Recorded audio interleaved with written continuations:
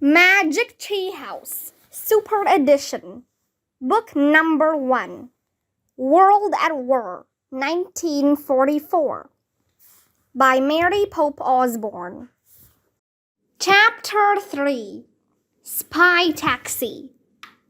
A full moon glowed over Glastonbury Tor as Jack and Annie followed Teddy between the hedges, moon shadows stretched along the ground. Teddy rounded a tall bush at the edge of the Abbey grounds. "There she is," he said. He pointed to a small plane sitting in an open field. "Oh man," said Jack. "Is that real?" He thought the tiny plane looked like a cartoon. A single propeller was attached to its rounded nose, and it had big, clunky tires.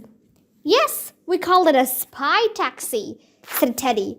"It was made especially for secret operations. It can fly low under enemy radar and land in tight places." "How many people does it carry?" asked Jack. "It is designed to carry only a pilot and one passenger," said Teddy. "But it also has room for supply canisters, which I am not carrying, so one of you can take that space." "But what about when we add Kathleen?" said Annie. "Do not worry," said Teddy. "I think we can all squeeze together, and if that does not work, perhaps with the magic you bring her, Kathleen can make everyone fit." "Good," said Jack. He was eager to get the wand of Dianthus from Teddy. "And another question, where will you pick us up?" "In the same place I drop you off," said Teddy. "I have been to that drop zone before. It is a lonely field and, to the best of our knowledge, not under enemy observation. You will have to get back there from wherever you find Kathleen." "Got it," said Annie. "But an equally important question is when I will pick you up," said Teddy. "And that is a question you will have to answer." "How do we answer it?" asked Annie. "When you know that it is time to leave, you must send me a secret message," said Teddy. "By pigeon?" asked Annie. "No, a carrier pigeon might be difficult for you to find. Would be easier to send a message over a wireless radio," said Teddy. "What should our message say?" asked Annie. "In your message, say—" Teddy thought for a moment and then smiled. "Say, the unicorn is free." And wait, said Jack. He wrote in his notebook, "The unicorn is free." "And then add the date and time," said Teddy. "Send that message over a wireless radio, and I will pick you up at that time in the field where I drop you tonight." "How do we find a wireless radio?" asked Jack. "As you go about your mission, be on the lookout for members of the French resistance," said Teddy. "Any one of them will help you find a wireless." "What's the French resistance?" asked Annie. "Throughout France, there are French citizens who are secretly fighting back against the Nazis who have occupied their country," Teddy explained. "They are called resistance fighters. They live very dangerous lives. If a member of the resistance is caught by the Nazis, he or she will be imprisoned or killed." "That's terrible," said Annie. "So how do we find someone in the French resistance?" "There are many ways," said Teddy. "The simplest way, though, is to make the V is for victory sign." He held up 2 fingers in the shape of a V. "It is a secret way for one resistance fighter to recognize another. You can make the sign with your fingers, draw it on a piece of paper, scratch it into the dirt, or signal any way you can." Jack and Annie both held fingers up in a V is for victory sign. "Good, but be very careful," said Teddy. If you give the sign to the wrong person, you could end up in the hands of the enemy. Teddy reached into his large duffel bag and took out some clothes. "These are your disguises," he said. He handed Jack and Annie each a pair of corduroy overalls and a long-sleeved shirt. They pulled them on over their shorts and t-shirts. "And these," said Teddy. He handed them each a pair of boots. They took off their sneakers and pulled on their boots. "And a field pack instead of your backpack," said Teddy. He gave Jack an old-fashioned-looking pack with buckles. "You will have to wear it on your chest. Your parachute will be on your back." Jack moved his notebook, pen, and pencil from his backpack into the field pack. He left his backpack beside his sneakers. "And now your flying gear," said Teddy. He took out 2 leather helmets and 2 pairs of goggles. Jack and Annie each pulled on a tight-fitting leather helmet. Then Jack positioned his goggles over his glasses. "And a torchlight," said Teddy. He handed a large, heavy flashlight to Jack. Jack put the flashlight into the field pack. And now, Teddy climbed up a short step-ladder to the door of the plane and pulled out 2 bulky contraptions.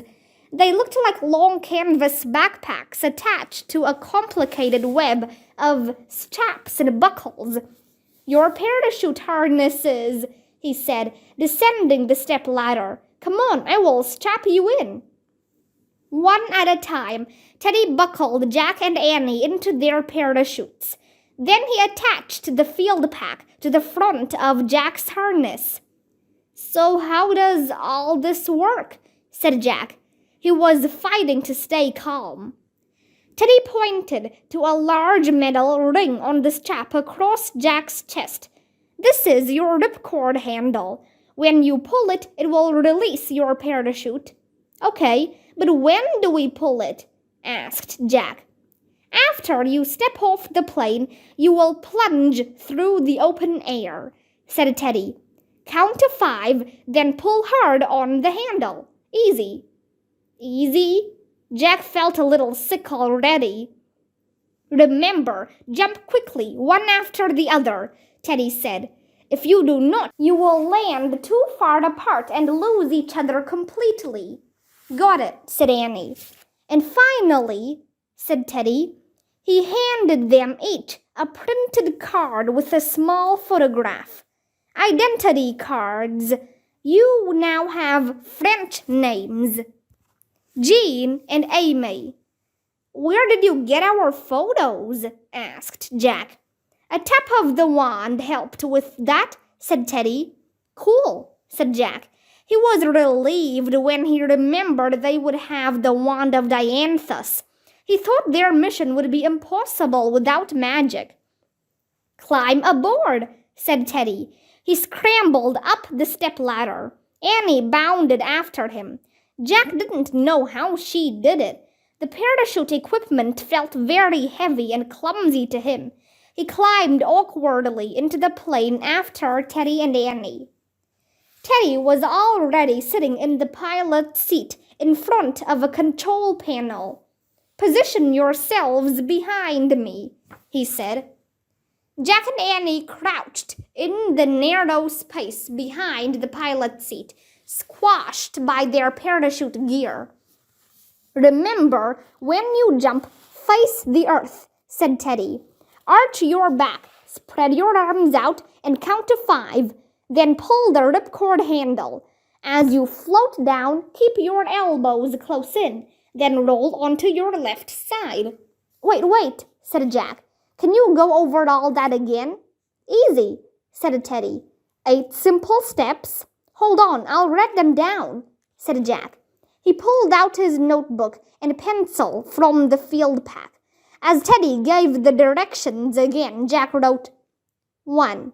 Legs together. 2. Face earth. 3. Arch back. 4. Spread arms. 5. Count to 5. 6. Pull ripcord. 7. elbows in. 8. Roll to the left. Annie and Jack stared at the notebook, whispering the steps to themselves. Got it, said Annie. After you land, said Teddy, roll up your chutes and hide them. Hide your helmets and goggles, too, and destroy your notes. Got it, said Annie. All right, said Teddy. Gas, oil. Jack peered around Teddy at the instrument panel. There were at least a dozen round gauges. Some monitored oil pressure, fuel pressure, and temperature. There were also compasses, brake controls, knobs, buttons, switches, and levers.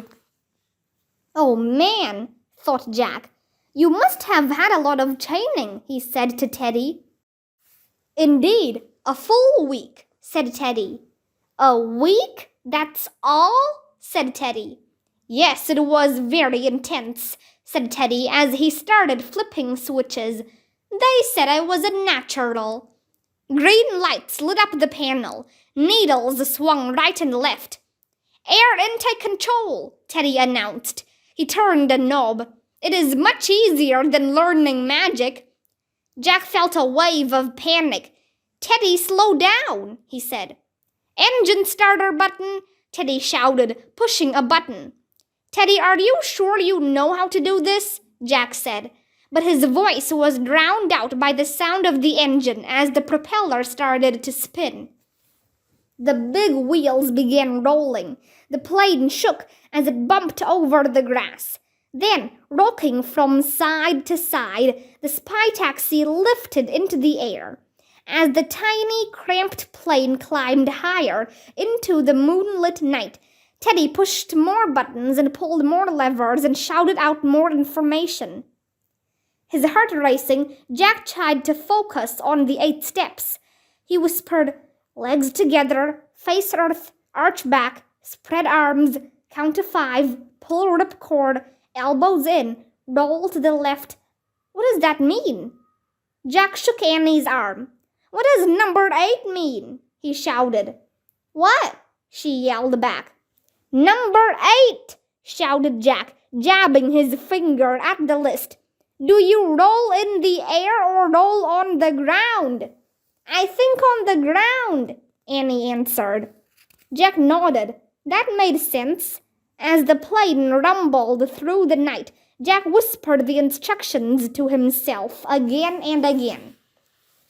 We are crossing the English Channel, Teddy called. Normandy soon, and your dropping point. Get ready. Jack crammed his notebook and pencil back into his field pack. His fingers were trembling so much he had trouble buckling it.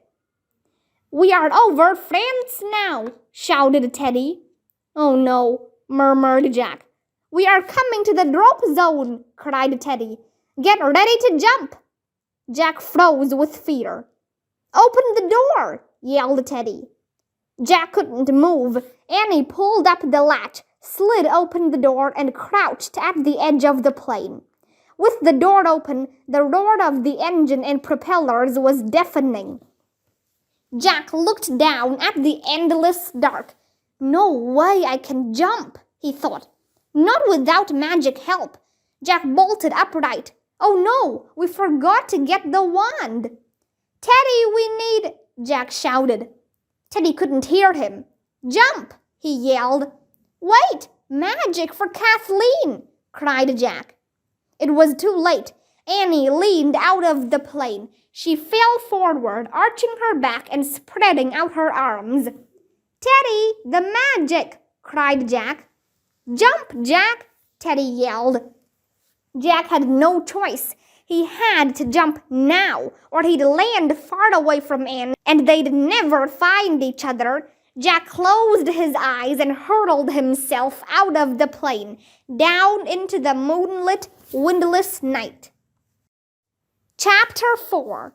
Behind Enemy Lines. Falling through the air, Jack forgot everything he'd written down. He forgot legs together, face earth, arch back, spread arms, count to 5. But miraculously, he remembered pull rip cord. Jack fumbled for the cord on his chest strap. He grabbed the metal ring and pulled hard. The parachute popped out from Jack's harness. As the chute's white canopy opened above Jack, it yanked him backward. The billowing silk slowed his downward plunge. Jack clutched his field pack as he drifted through the night air. The drone of the spy taxi engine faded into the distance. Teddy was gone. Not far away, Jack could see Annie in the moonlight, floating to Earth too. "Hi!" she yelled to Jack. Jack was too amazed to answer. He was filled with a strange happiness as they both drifted in a dreamlike fall toward the field below. Suddenly, the earth rose up to meet him. Jack hit the ground with a thud and, remembering the 8th step, rolled onto his left side. He lay in the cold, damp grass, trying to catch his breath. Suddenly, the earth rose up to meet him. "We're in France! We did it!" Annie called from nearby. She threw off her parachute harness and ran to Jack. "We did it," he repeated, sitting up. His parachute lay spread on the ground behind him. "We did it! Wasn't it fun?" said Annie. Yeah, it was," said Jack in a daze. Jack wiggled out of his harness. Floating through the night sky actually had been fun, although he had no idea how he'd done what he'd just done. "I have some bad news, though." "What?" asked Annie. "Teddy forgot to give us the magic wand for Kathleen," said Jack. "Oh no," moaned Annie. "Oh no is right," said Jack. "I guess it means we'll have to help Kathleen without magic," said Annie. "But that's okay. We have lots of skills." "Like what?" Jack asked. "Well, like, just a lot of skills," said Annie. "Don't worry, we can do this. Let's go." "Hold on, we have to roll up our chutes and figure out where we are first," said Jack. He and Annie looked around. In the moonlight, they could see trees bordering the field on 3 sides and a road on the 4th side. A church with a tall white steeple was down the road. "Let's take that road," said Annie. "Yep," said Jack. "That should work, but we have to hide the parachutes before we go." In the quiet night, Jack stood up and strapped his field pack on his back. He and Annie carefully rolled up the soft silk canopies of their parachutes. They gathered the straps and tangled cords in their arms and started across the field. "Hey," said Annie, stopping. "I heard a plane." "Teddy's back," said Jack. He remembered that he forgot to give us the magic wand and spell. "Yay!" said Annie. "Wait," said Jack, squinting at the sky. Not just one plane, but 3 planes droned overhead. "It's not Teddy," said Annie. "Run!" said Jack. As the planes dipped down over the field, Jack and Annie ran toward the road, lugging the bundles of their parachutes. "Get down!" Jack shouted. He pushed Annie into a ditch at the edge of the road. Clutching their gear, they lay in a thick bed of wet and rotting leaves. The planes roared off into the distance. After a long silence, Jack and Annie stood up. "They're gone," Jack said. "So what do we do now?" Annie asked. "We have to find that town," said Jack. He looked around at the moonlit dark. "But we might have to wait for daylight to figure out how to get there." Jack saw the glare of car headlights coming up the road. "Hide!" cried Annie. They threw themselves face down again in the ditch. Jack held his breath as the car rumbled by.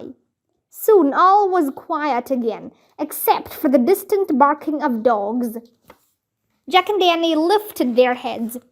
"We have to get away from this road," said Jack, "and find a place where we can stay hidden for a while.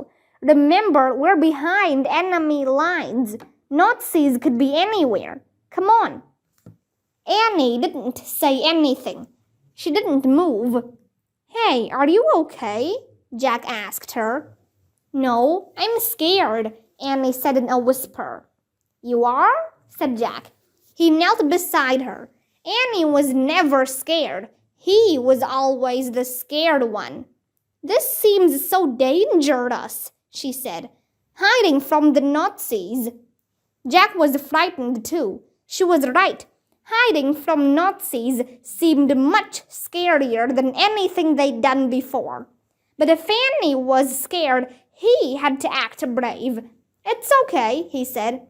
"Think about what you told me earlier. We don't have magic, but we've got skills. And we've used our skills again and again on our missions, right?" "Right," said Annie. "Well, we'll use them this time," said Jack. "You think we can?" asked Annie. "I know we can," said Jack. "First, we need to get to a safe spot." He pulled out his flashlight and pointed it toward the road. The light lit up a sign that said Beeville. Not far down the road was the white church. "Okay, Beeville, this is where Teddy will pick us up with Kathleen." "Right," said Annie. "The field near the sign that says Beeville, near the white church." "See, we solved that with our observation skill," said Jack. "So now we'll head into the woods across the road and hide there until daylight. Okay? That's the skill of, being smart," said Annie. She stood up. "Let's bury our stuff here." "Good idea. I'd forgotten that," said Jack. "See? Skills. We got him." They buried their parachute gear under piles of leaves and brush. "Don't forget these," said Jack. He pulled off his helmet and goggles and shoved them under the heap. Annie did the same.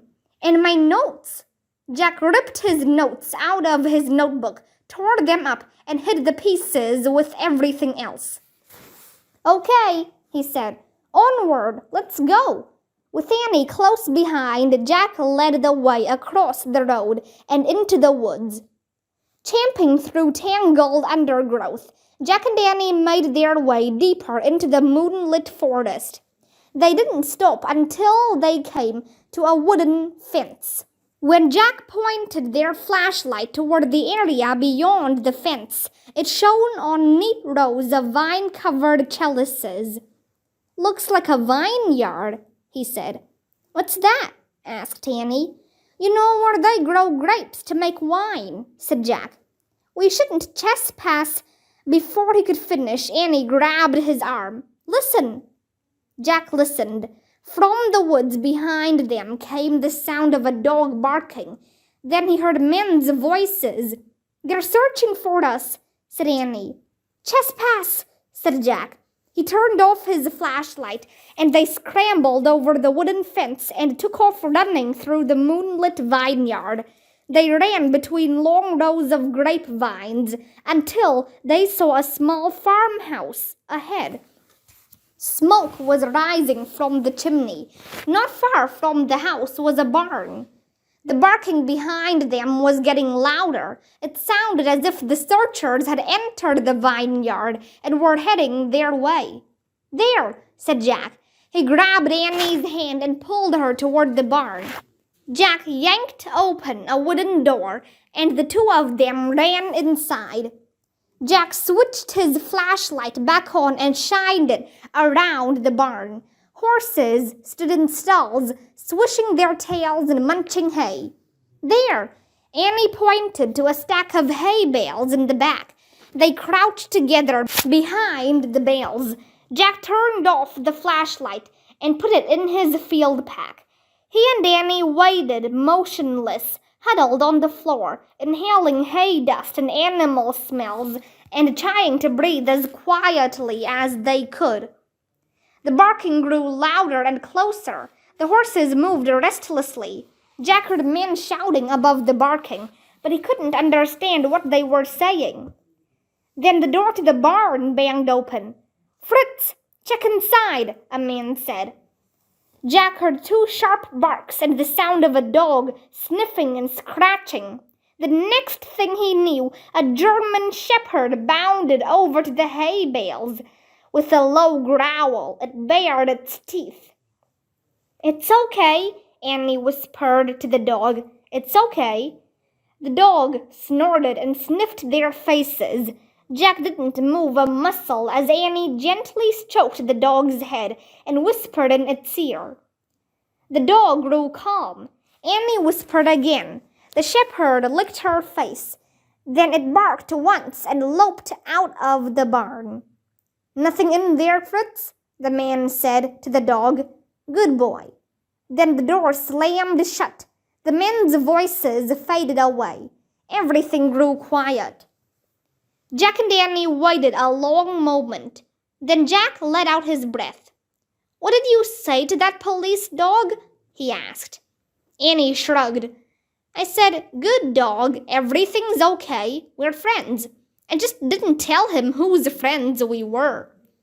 Jack shook his head in amazement. "Let's escape while we can," said Annie. Jack was relieved. Annie sounded like her old self again. Calming the dog calmed her too, he thought. "Okay, but let's go slowly."